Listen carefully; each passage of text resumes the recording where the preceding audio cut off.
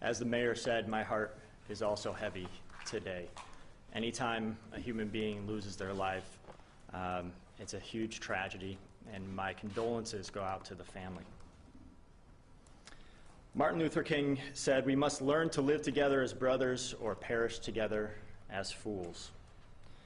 Those words are as true today as they were when Dr. King spoke them 56 years ago in St. Louis.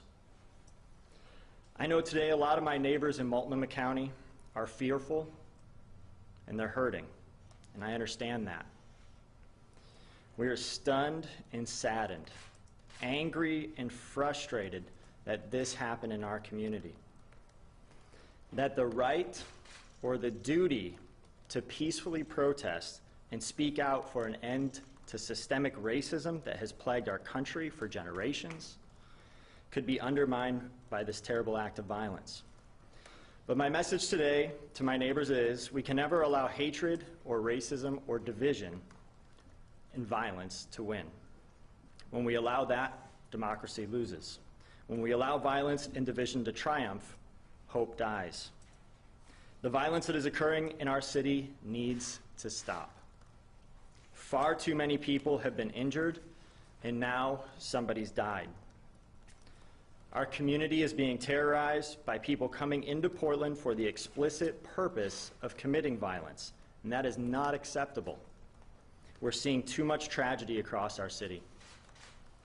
As Chief Lovell said, on Thursday, a teenager died in a shooting in Northeast Portland, and a neighbor did what neighbors do. She tried to apply a tourniquet, but was unsuccessful. We have too much violence going on in our community. Hate, division, hopelessness, too many guns in the wrong hands is fueling this round of violence, and it will take all of us together to stop the bleeding in our community and in our country. My office is working closely with the Police Bureau and the mayor to investigate last night's shooting. As you have heard mentioned earlier in this press conference, we need cooperation of the public. It is vital that we find answers.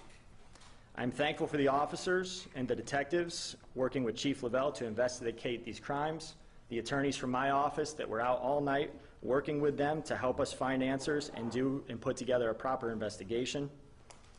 I know and expect that the cases of violent acts will be investigated and then submitted to my office for review. We do not prosecute individuals based on ideologies or affiliations with political or non-political organizations.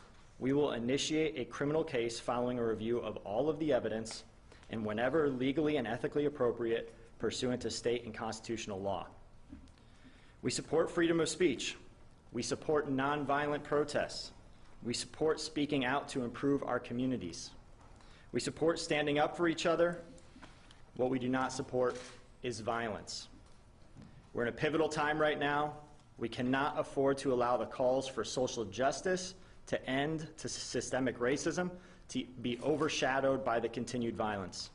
We cannot allow this critical moment in our history to be hijacked.